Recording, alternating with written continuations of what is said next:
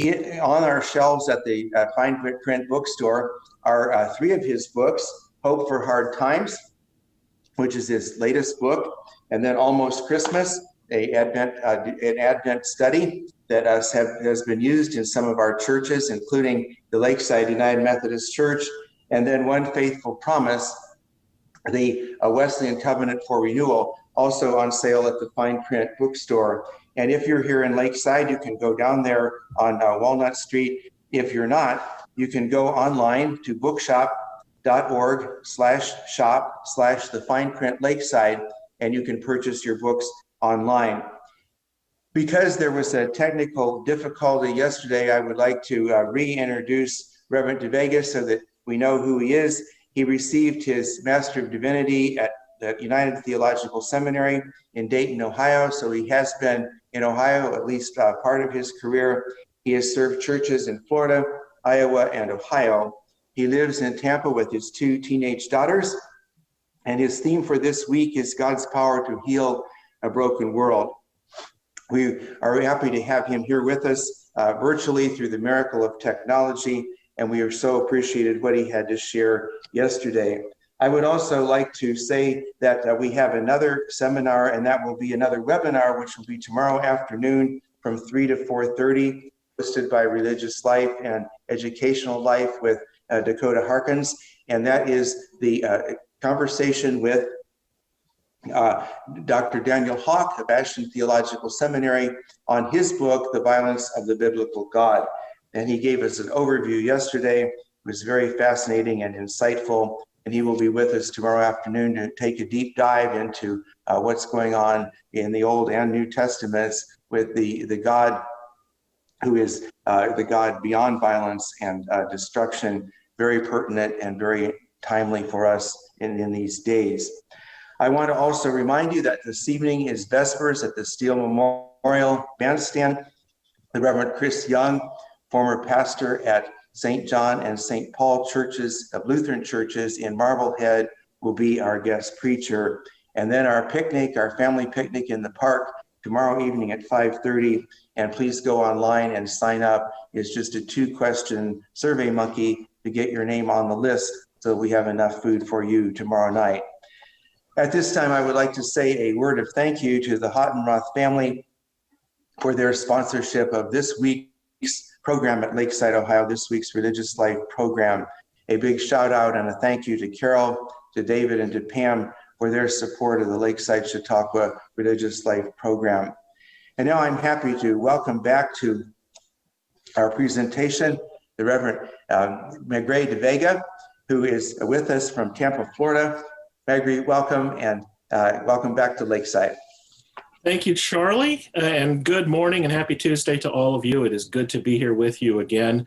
I trust that your day and your evening was well, and that we're ready to start a new day together. It was great to spend some time with you virtually yesterday on the Enneagram, and today we're going to offer a different resource to help us along this theme of God's healing for a broken world. I don't think it takes much convincing for us to agree that we live in a rather polarized and divided world. I think along just about every fabric of society, we experience polarization and division. Certainly in our country, in our politics, in our denominational debates, in our churches, certainly in our families and in our communities. And I think it's incumbent upon us as people of faith to be able to speak into those divisions and to be peacemakers, as Jesus called us to be. So I offered yesterday one tool that I have found helpful, a personality type indicator called the Enneagram, that was helpful for me in terms of my own spiritual growth. And recently I discovered a second tool. It's the one that I want to offer to you today that I have found profoundly helpful in looking at my own development, my own growth areas, and has helped shape my sense of pastoral leadership as I've helped guide my own congregation here in Tampa through these really polarizing times. It's called spiral dynamics, and I'd like to share that with you today. I'll spend about 35 minutes explaining the theory to you, with the understanding that as we walk away from this theory this morning, not all of us will agree with it. I'm certainly understanding of those who might be skeptical even after hearing this. And then there will be some of you who will be very intrigued by it, as I have been, and perhaps even have it shape your thinking as you move forward. My goal is not to convince you to agree with it. My goal is simply to try to explain it with as much clarity as I can so that you can make your own evaluative judgments on it and perhaps allow it to shape your thinking and your leadership as it has mine. So I want to click the share screen here function here and go to my PowerPoint presentation. I would like to say again that there is a handout available for this, which will be very, very helpful as we're walking through this. Because we're going to cover 250,000 years of human civilization in the next 35 minutes. And that handout that hopefully you have a hard copy of in front of you will be helpful, or it's available on the Lakeside website. And perhaps what would be helpful if you don't have it is to retrieve it at a later time, and then you can rewatch this workshop. I do have a copy of the handout right here that I'll continue to refer back to, but I think it's also helpful to have it in front of you. Spiral dynamics is based on this assumption. It was developed by Clare Graves, who's an anthropologist and a sociologist, and he posed this question several decades ago when he first formed this theory. What if, just like in evolution, where we have physical characteristics that have evolved over time, that we still maintain from our earliest ancestors, in other words, we still have physical characteristics in common with our earliest human ancestors. What if, just like in terms of physical evolution, we also had an evolution of human consciousness? That the ways that our earliest human ancestors perceived the world and filtered information and processed their thoughts and feelings, their level of consciousness, has also evolved over time, depending on certain crises that have affected civilization, changes in communication technology, but the traces of all of those earlier levels of consciousness are still implanted in us today.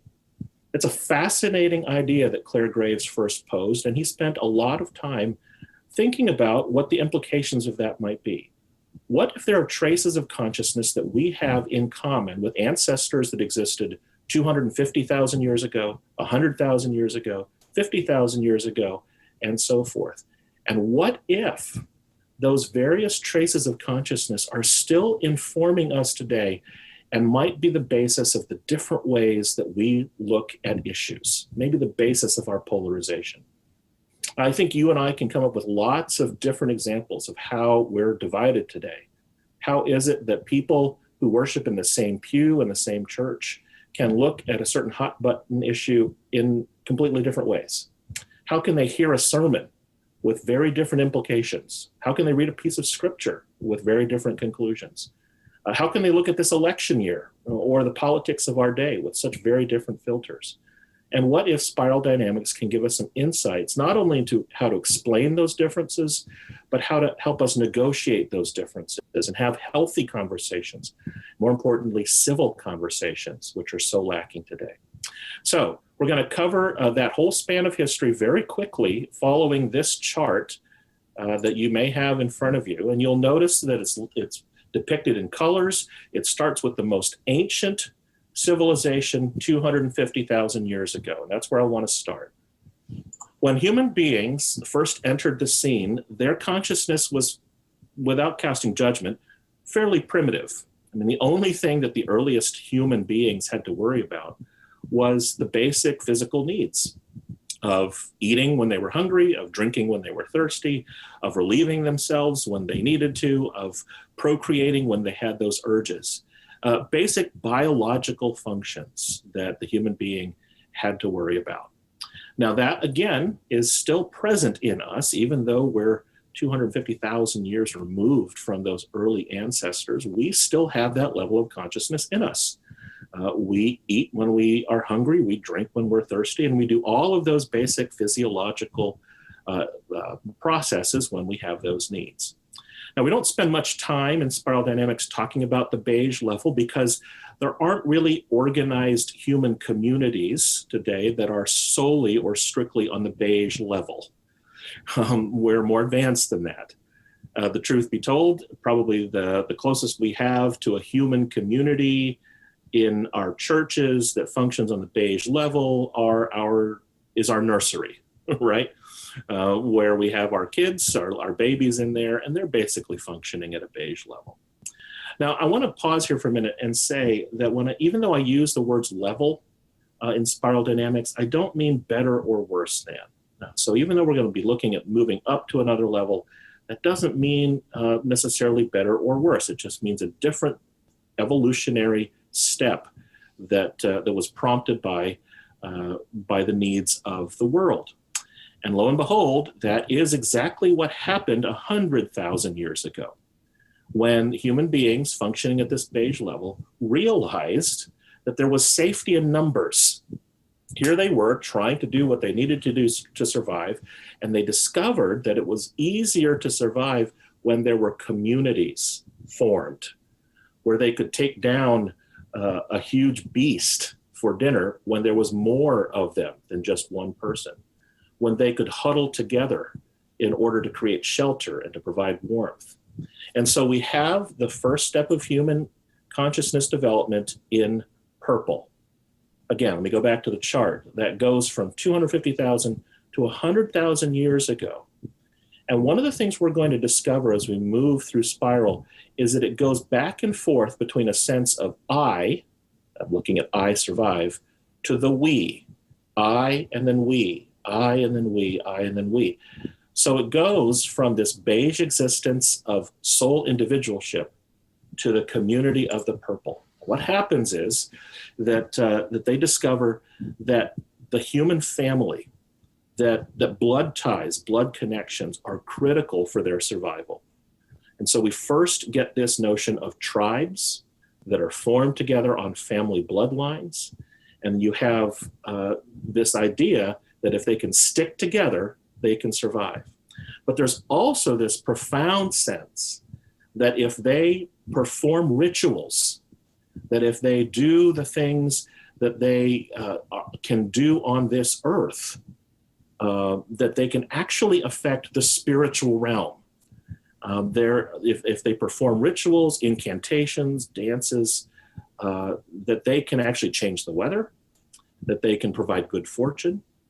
And if they can do all of these things, they can actually engage the spiritual forces that are out there. Now, that might sound spooky, but the reality is that purple consciousness is still part of who we are, particularly for people of faith. It is in that purple consciousness that we tap into whenever we participate in communion, for example. I mean, what is communion except for earthly, ordinary material and liturgy as a way of engaging in the divine and in the spiritual? That's what we believe prayer is, that we can actually engage in conversation with the heavenly, with God. So that purple consciousness is still at work in us today.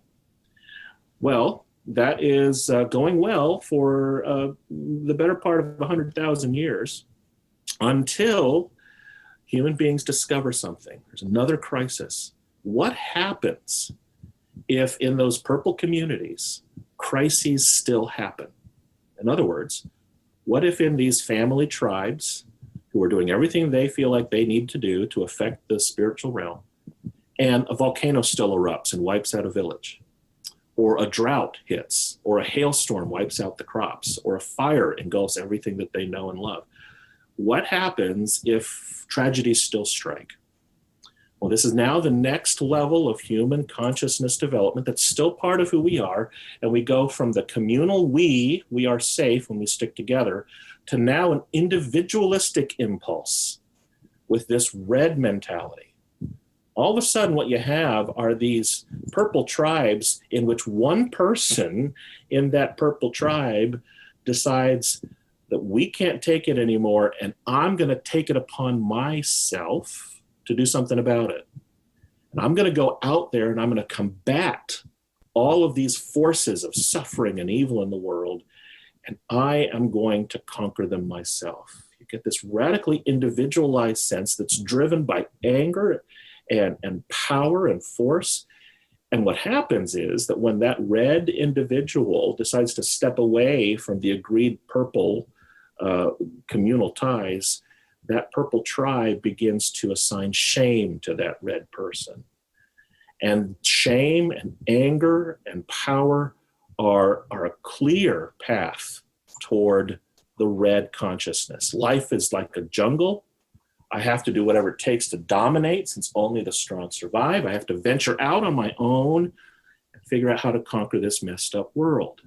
Now, red, again, is still part of our consciousness today. We may not think about it in that way, but the example that I love to give is, I'm going to use a sports metaphor here in Tampa. Whenever we get together at Raymond James Stadium, whenever that can be again, and we cheer on our Tampa Bay Buccaneers, or perhaps in your context, the Cleveland Browns or the Cincinnati Bengals, what is it that we're cheering for? We're cheering for these warriors who are taking the field, who are trying to achieve victory through conquest.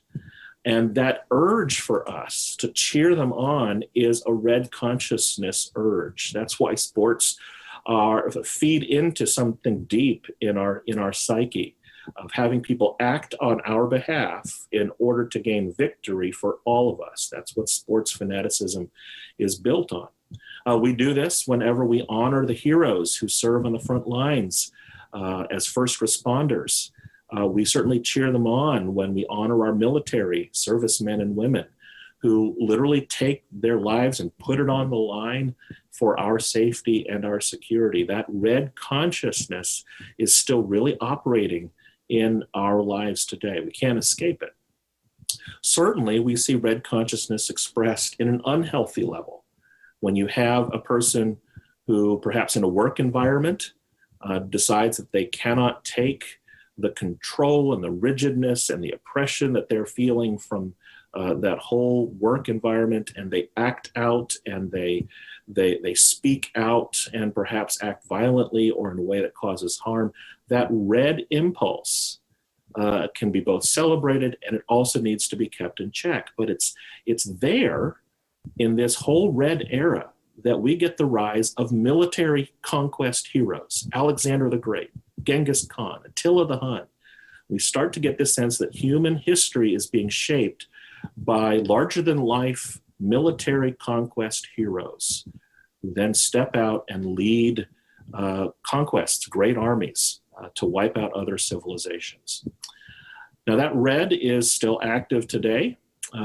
Think about, one of the things I like to think about is how this tracks through the biblical narrative as well. In the book of Genesis, what is the first 2 chapters of Genesis? It's a story about the beige level of consciousness. We have human beings, Adam and Eve, and their responsibilities are pretty minimal. And then what is the rest of Genesis about?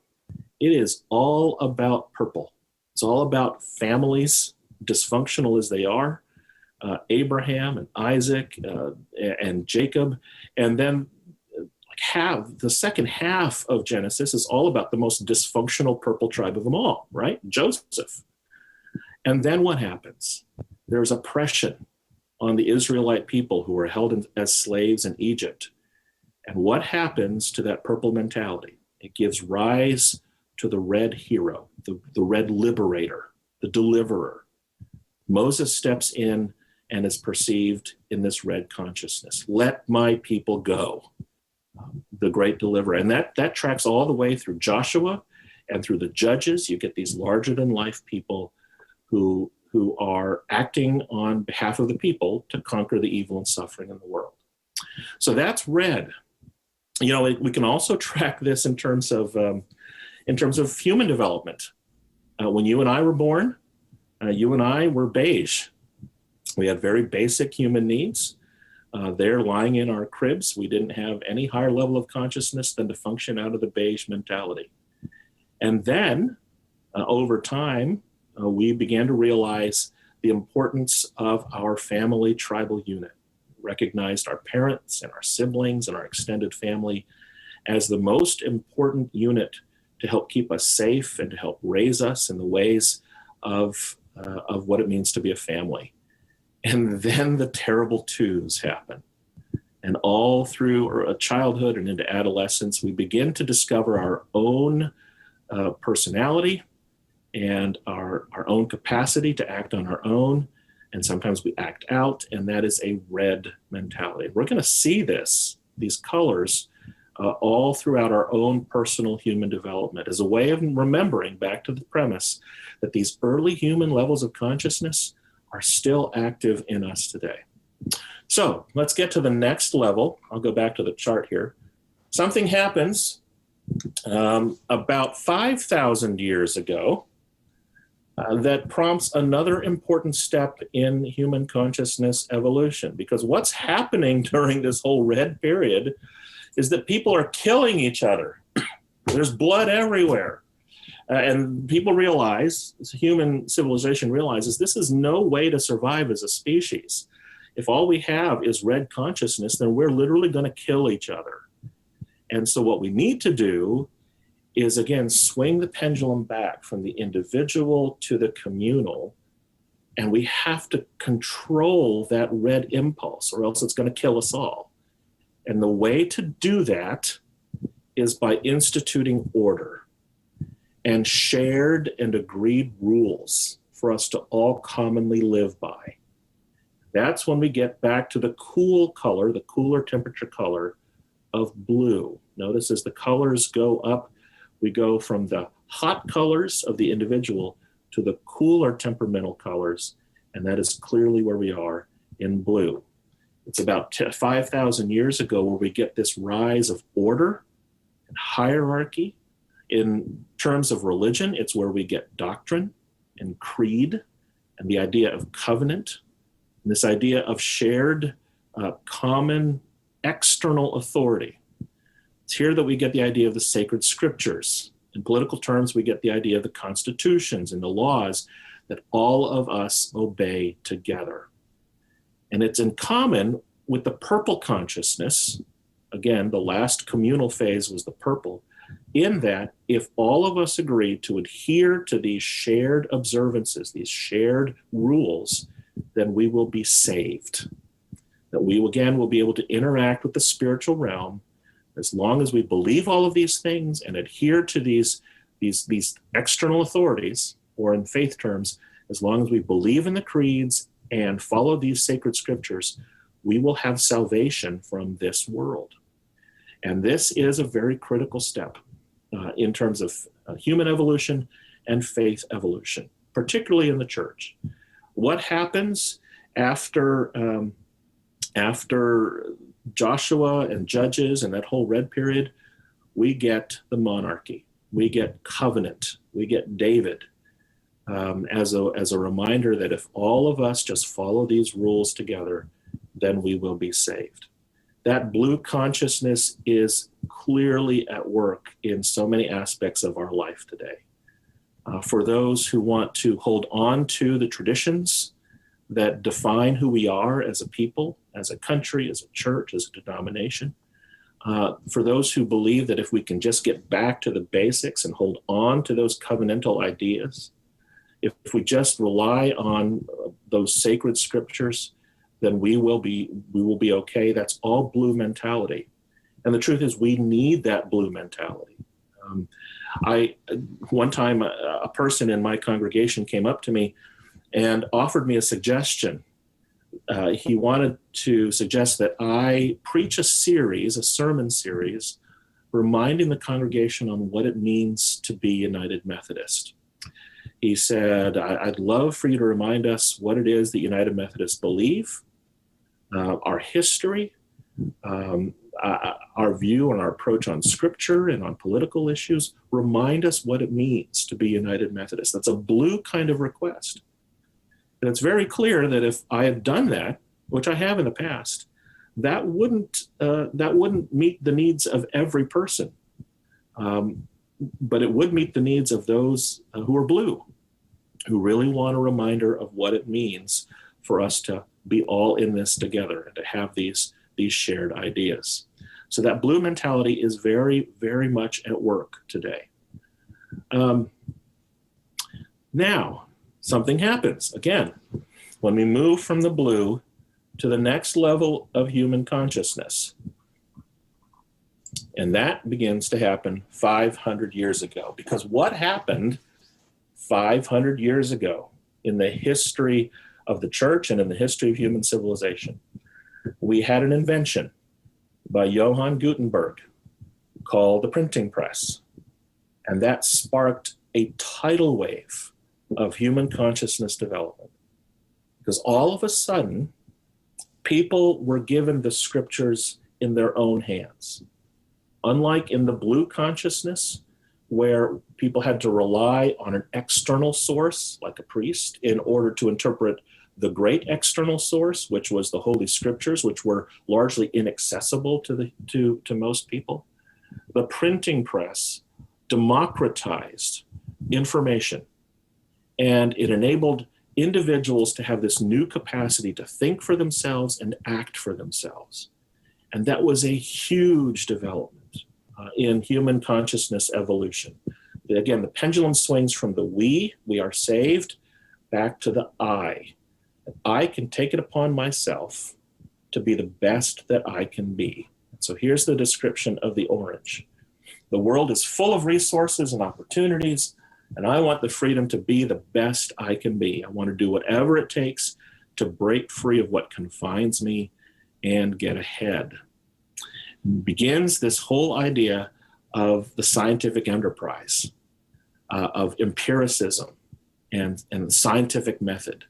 And we get the rise of these individuals who believe that I can crack the mysteries of the universe and I can solve all of these issues that we're facing if I can just improve myself, if I can just gain as much information as I can, if I can just maximize the benefits that this world allows for me, and if I can just be the best that I can be, even if it means being better than everyone else. All of this is happening starting roughly about 500 years ago. Again, these dates are not fixed in stone, but that is a huge development. It also impacts our politics and our economics. It's during this time that we see the rise of capitalism, where people are now believing that the world is full of these resources, and if I can just do the right things, then I can amass all of these resources for myself. Now, this is also very much prevalent in our churches today. In terms of the faith language, many people come to church with a simple desire to be the best kind of Christian they can be. I've had people come to me again, suggesting that I do a worship series just on how to be the best parent they can be, or how to be satisfied with their job, or how to discover God's will in terms of major life decisions that they're facing. At many points, many people sit in the congregation simply wanting to know how that worship service can make them better. What's the application? What's the practical takeaway that I can get from this worship service, from this sermon? And if they don't receive that, then they feel like they haven't fully been fed by the sermon.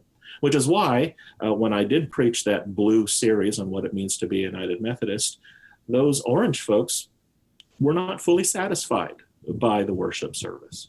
But they will latch on to anything that will help them grow spiritually. By the way, this still happens in terms of our own personal development. We tracked through beige when we were babies, purple when we were infants, red in our terrible twos. And then what happens with the blue? Whenever our kids start to act out, we begin to impose this sort of blue mentality on them. And we use words like, as long as you live in my house, you will abide by my rules. Or let me teach you what it means to be part of this family. Here are the things that we believe and share together. That's all blue mentality. And then we graduate from high school and we go off to college. And that is when we discover this whole orange mentality about being the best we can be and discovering who we are as individual people. So that's an important part of orange, and that still exists in our world today. Now, I want to say that at this point, even though we don't have a lot of communities that are built on beige, many of our churches, particularly smaller churches, and many of our families certainly still operate out of a sense of purple. I've already shown you where we see traces of red in our consciousness today, but we don't really have whole communities that are just built on red. But it's here, starting with blue, that we have people who are more set in looking at the world through blue and more set at looking at the world through orange. And as we will see in a minute, more set at looking at the world through green. It's these last three colors that I think most fully define the fault lines of our divisions today. We have people who want to preserve the traditions and to get everyone to go back to the basics of what it means to define who we are. We have people who are wanting to be the best they can be and be driven by success and achievement and natural law and scientific thought. I think this whole rise of agnosticism and atheism perhaps can be fed by this challenge against the blue. And then we get to the last color for the time being. Because what happens about, again, 50 to 100 years ago is we realize that if everyone is simply living for themselves with this sort of capitalistic urge to accumulate and be the best they can be, is that we're going to destroy each other with inequality and that we will destroy the world because we're not taking care of the natural world. This drive for individuals to be the best they can be will actually destroy all of us. And so we get this last bit of human consciousness development called green. Because the world is full of inequality, since everyone is only looking out for their own interests, we need harmony, equality, and validity of every person's value. It's the only way we can address injustice and oppression. And we absolutely see that green consciousness at work today. We have blue and orange and green all represented in our society. We have them represented in our churches. We have different needs and expectations of what the Christian faith should provide and offer. I have folks who are green predominantly, who believe that I can't preach enough sermons about social justice, that every sermon ought to have a landing point to help us tackle the really legitimate and difficult needs that we face today. Again, I have a lot of blue folks who just want me to preach the Bible. Just keep politics out of it. Keep these divisive issues out of it. Just remind us what it means to be God-fearing people.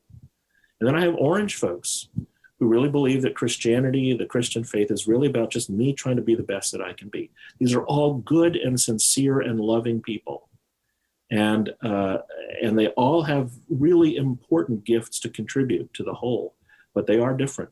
Now, that's just from a faith perspective. I think, without going too far into it, because I'm not a political scientist, I think you can see how these colors are also at play in our politics. Not to put too fine a point on it, but perhaps our political parties, and certainly the wings of our political parties, can be defined in some ways along these colors as well. And in the difficult discussions that you have with your loved ones and your friends, you and that other person could be looking at the same issue through a very different perspective, very different filters. And spiral dynamics would suggest that this is what is happening. It's also possible for whole communities of people to be operating primarily out of one of these colors. The example that I love to give is that in my teenage years, my high school, the high school that I went to, was a fundamentalist evangelical Christian school, which was absolutely transformative for me. It gave to me such a strong foundation in the Christian faith that I still have and claim today. But it was very much a blue kind of environment where I learned to look at the world and the Christian faith and the Bible through a blue lens. And then I went to college. And it was a liberal arts, a wonderful liberal arts school where they challenged all of those blue assumptions that I had. I was a biology major. I had to learn evolution, and I took an introduction to religious studies class where I read William James and Schleiermacher and Freud. And so many of those blue assumptions, that whole fabric of blue that was embedded in me, started to unravel. Again, that blue didn't go away. I still have a lot of blue in me, but that orange really did tug at those fibers. and began to unravel it. And for a long time, and in many ways still am, of operating out of that orange mentality, certainly through college. And then I went to seminary. I went to United Theological Seminary in Dayton, and I was exposed to process theology, liberation theology, womanist and feminist theology, the theologies of oppression and liberation. And it exposed me to a whole green world of understanding justice and equality and oppression against marginalized people, and how the Christian faith can speak into that. And I came out of that seminary experience with this really, really deeply set idea of how the faith can speak in green ways. And then I served my very first church in Tallahassee, Florida, which was a congregation of 135 members. There were about 40 people in worship every Sunday. And they were a rural, family-based congregation where basically 3 families constituted most of the leadership and commitment of that church. And they were very much a purple congregation. I just wanted to be together as a family. And so here I come preaching these firebrand green sermons.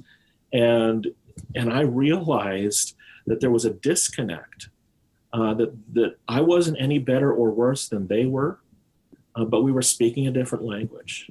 And they taught me, I had to be open, but they taught me what it meant to tap into that really important purple sensibility. And over time, we learned how to communicate together. I still preached green sermons, but I preached them through a different kind of lens. It is really important in spiral dynamics terms to realize that people don't willingly go from one level of consciousness to the next. There are only 2 ways for a person to go from, say, red to blue, or blue to orange, or orange to green.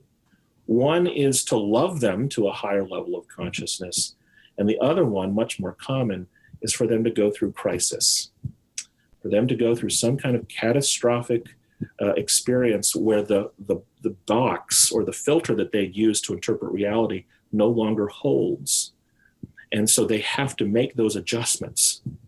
And that is what often happens in our personal development, and that's what happens in our society. To a large degree, I think that's what happens in our churches.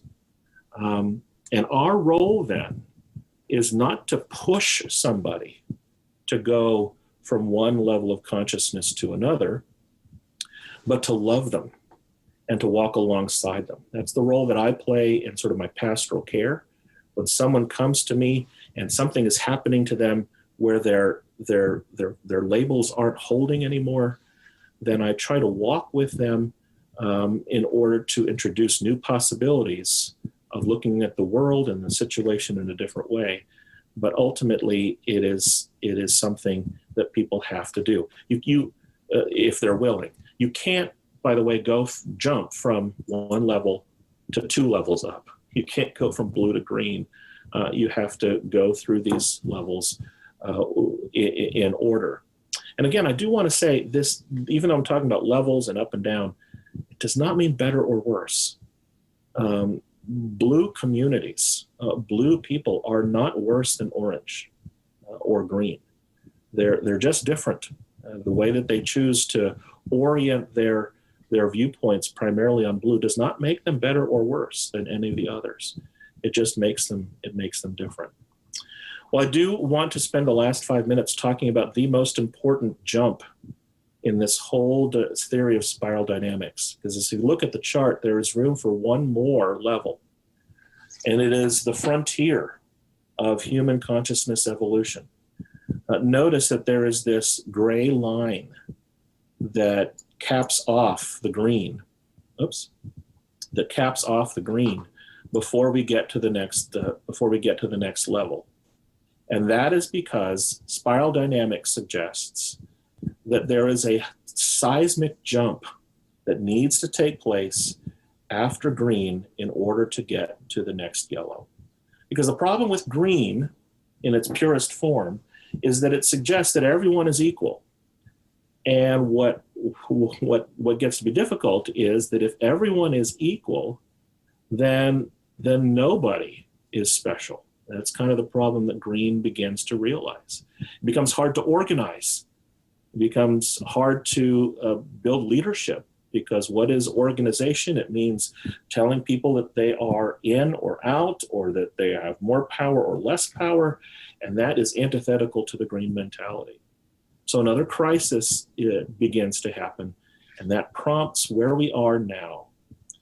In order to move to yellow being and to yellow leadership, it means that we move to a level of consciousness that is very different from all of the prior levels, in that it divorces itself from the need for any of these prior colors to be fulfilled or met.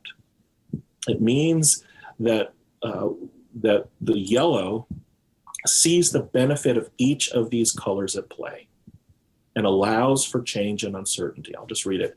Change and uncertainty is a part of life, and that's okay. I need to be open to the possibilities of a way that transcends all these differences and helps others to do the same. I am motivated to act for the common good, even if it disrupts old assumptions. Yellow leadership, or yellow way of being, means that a person does not need to have all of their green needs met, or their orange needs met, or their blue needs met. Yellow, a state of being, means that green and orange and blue communities don't need to be better or worse than the other.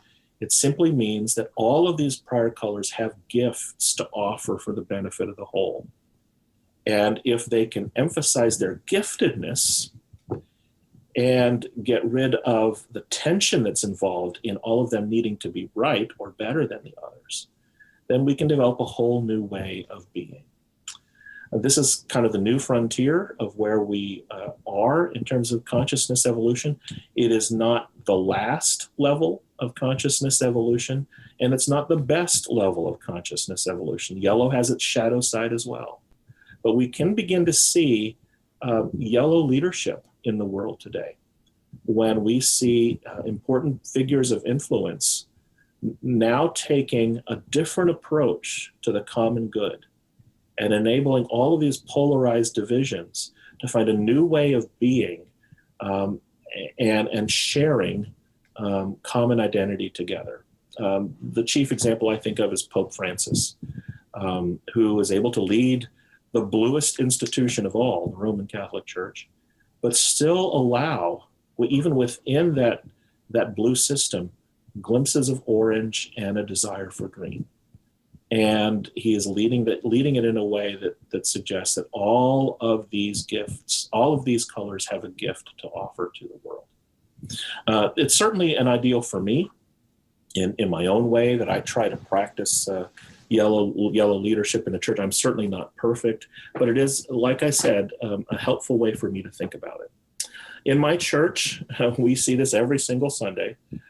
Back when we were meeting on campus, we had two Sunday schools who met in the same building, and they shared a common wall. Their classrooms were right next to each other. One classroom had a group called Yielders to the Word. And you walk into their classroom and they see all sorts of biblical charts and timelines and a chart of Revelation and the tribulation and the millennium. And you just get a real sense, just walking in the room, that the Yielders to the Word are very much a blue mentality kind of group. And then on the other side of that wall, we have a group called the Forum. And in the Forum class, they read things like John Dominic Crossan and Marcus Borg and Richard Rohr. And they are a mixture of different ideologies and different kinds of viewpoints. And they have spirited debates. And at the end of the day, they walk away engaged by their conversations. They're very much a green kind of mentality.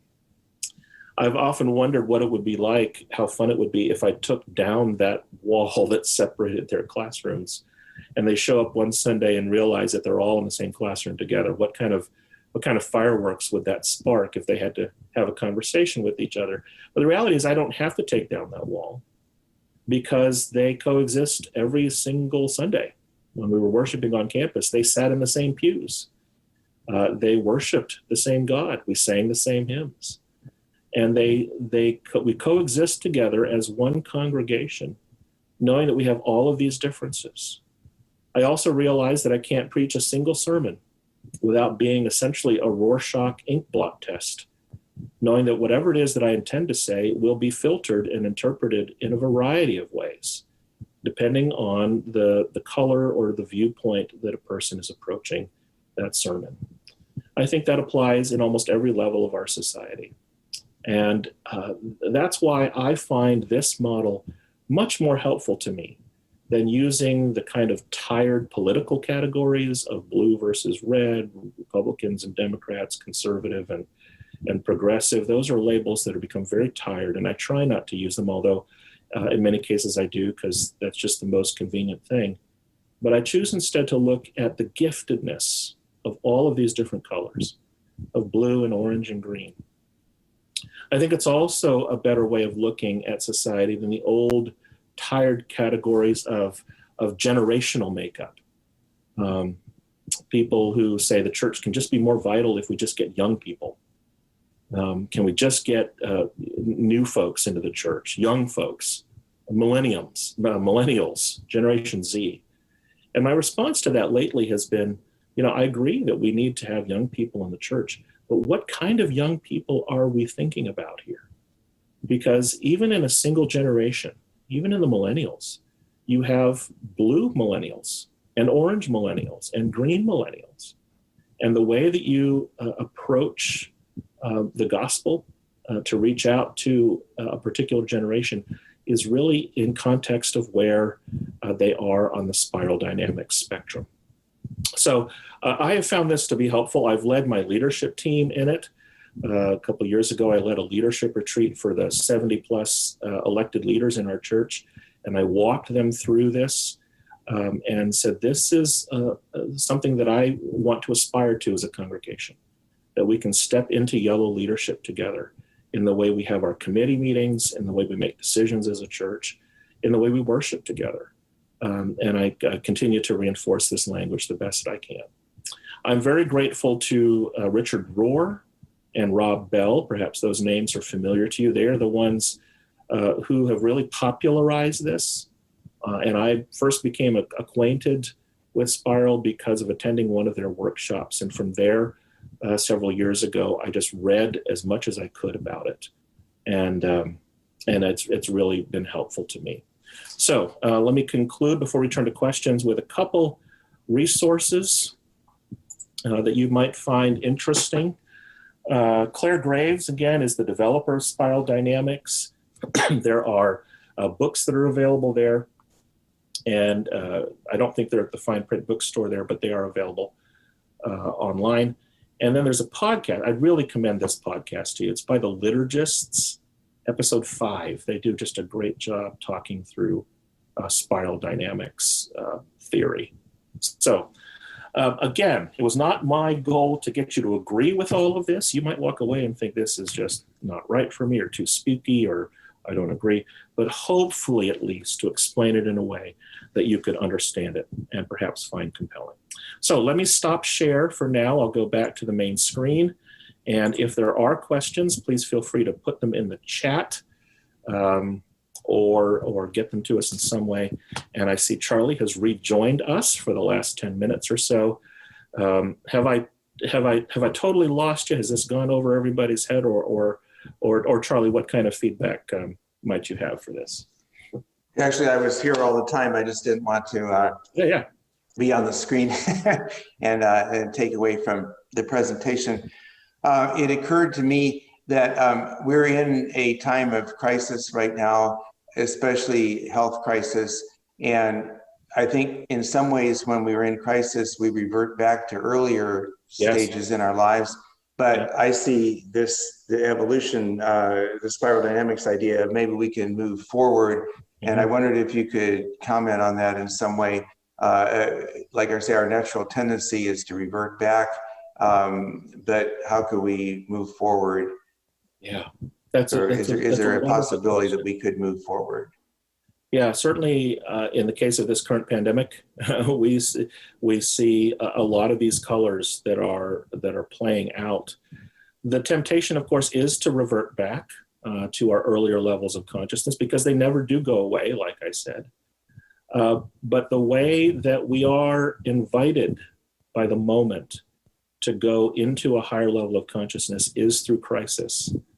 And it is incumbent upon the church, and certainly those with authority and credibility in our society. And here I look at our leadership, our political leadership and our health leadership, to guide us in a way that invites us into a higher level of being with one another.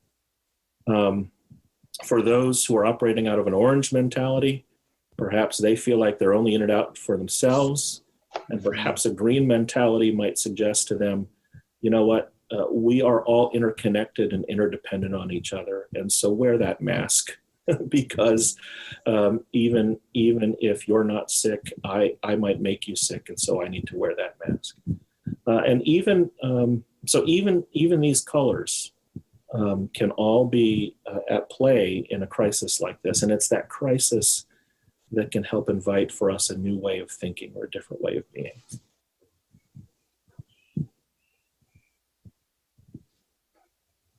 The other thing was that you had mentioned Pope Francis, who is such a dynamic leader. Do other leaders come to mind? People like Richard Rohr would be in the field of theology. Well, who would be other leaders that might come to mind in the yellow category or kind of moving us ahead? Sure. One of the leaders that is closest to home to me that I look to is my own bishop, my own United Methodist bishop in the Florida Conference, Ken Carter, who was a co-moderator of the Commission on a Way Forward to help the denomination through the impasse on LGBTQ inclusion. And he has offered just dynamic leadership through this impasse. One of the helpful principles that he has offered on many occasions is this idea that this whole progressive conservative divide is not only helpful, it's not entirely accurate. And what he has said is that there are three camps at play in this LGBTQ inclusion. There is a group that believes in the importance of keeping covenant. There is a group that believes in the importance of advocating for justice. And there is a group that believes in the importance of advocating for unity. Mm-hmm. And he is not trying to superimpose the ideas of left and right and center because that's an old paradigm in his mind. What he's saying is that each of these three groups offer a gift that is a benefit to the whole. In a spiral dynamics way, he's saying that the blue, covenant, and the green, justice, and the orange, to some degree, unity, mostly green, all have gifts to offer to us. And isn't there a way, this is yellow leadership language, isn't there a way to see the giftedness in each of these groups without dehumanizing or demoralizing any person for the views that they hold? So I think that's a helpful paradigm. He would certainly admit he's not perfect, none of us are, but when we get instances like that of yellow leaders in the world, there's something about it that makes us pay attention. It makes us perk up our ears. I think the Prime Minister of New Zealand, I don't remember her name right now, but she's been praised for her leadership through this pandemic. I see glimpses to get the whole country as divided as it might be on a common goal of defeating this pandemic. I think that's profound. So we have a question here. Sure. It's from Bill Smith. Hello, Bill. A great discussion. This helped me understand things. And below green, yes, as green started to develop, and similar for the other levels, we no longer see the line, but it once was there. Absolutely. I think so.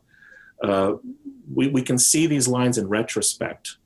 But we as human civilization couldn't see those lines as we were going through it. And so I think that's very, very true. And I'm glad this was helpful, profoundly helpful to me. I sort of tracked my own autobiography and my own development, and it continues to shape who I am. So I'm glad it's helpful to you too. Magrey, another question that I had is each section of the spiral is less in terms of the number of years. Yes. And we're in a rapidly changing environment. Do you see the evolution as continuing to be more rapid, or do you see a leveling off, or do you, like 50 years ago for the green, do you see that now ending, or do you see that we're just kind of in the middle of that somewhere? That's a terrific question. Yes, it does seem like it's accelerating. The spans of time between the colors do seem to be shrinking. My primary response to that is because so much of this is prompted by changes in communication technology, which seem to be happening at a much more accelerated rate. When you go from oral storytelling culture to written culture to manuscript culture to print culture to now digital culture, every time there is a seismic shift in the way we talk to each other and access information, that prompts a consciousness change. I don't know the future. I don't know what the next step beyond digital communication technology will be. But if there is a next step, then that will accelerate us to a new way of looking at the world, a different level of consciousness. Thank you. Yeah, it occurs to me that even 3 months ago, we had no idea that we would be doing this today, that I would be sitting here in Lakeside and you would be in Tampa, Florida. Right. And we'd be having a conversation with folks around the country and around the world, because people from Lakeside, we have folks, there's some folks in Australia that weren't able to come this summer that were planning to. And so they're watching us from Australia, and there's people from nursing homes that couldn't get here, and young families that couldn't get here, and they're able to tune in a way that, like I say, even a few months ago, I personally didn't know what a Zoom call was. Right. And now I'm using one. So, yeah. So and by and large, we're not going to go back. We're not going to go back entirely or fully to the way things were before. This really has changed. At least in terms of the church, the way we see ourselves and our voice in the world. So. Well, we're about a few minutes away from 10 o'clock. I don't know if there are any other questions. Otherwise, I can give you a sneak preview of tomorrow's session. Sounds good. Let's have a preview. So tomorrow, we're going to step away from this sort of high-level esoteric stuff with the Enneagram and spiral dynamics, and get to some good old conversation about John Wesley and what it means to be United Methodist. Who believed that one of the ways that we can continue to be part of God's healing in a broken world was to renew our covenant with God. And we'll talk a little bit about the Wesley Covenant prayer, the Wesley Covenant renewal movement that he started, and the practical way that each of us in our daily lives can renew our covenant, our commitment to God. It's based primarily on the book that Charlie held up at the onset, One Faithful Promise. And it's just a really important part of what it means to be United Methodist. I didn't think of it this way, but the book is blue colored, and in spiral dynamics color, this is a very blue idea. Very appropriate. Yeah. So I look forward to being with you again then tomorrow morning. Well, thank you so much, Magrey. Again, Reverend Magrey deVega from Tampa, Florida, Hyde Park United Methodist Church. And we're very happy to have you with us this week. We look forward to tomorrow and Thursday morning at 9 o'clock. And thank you for joining us today. Thank you all. Blessings to you. Have a great day.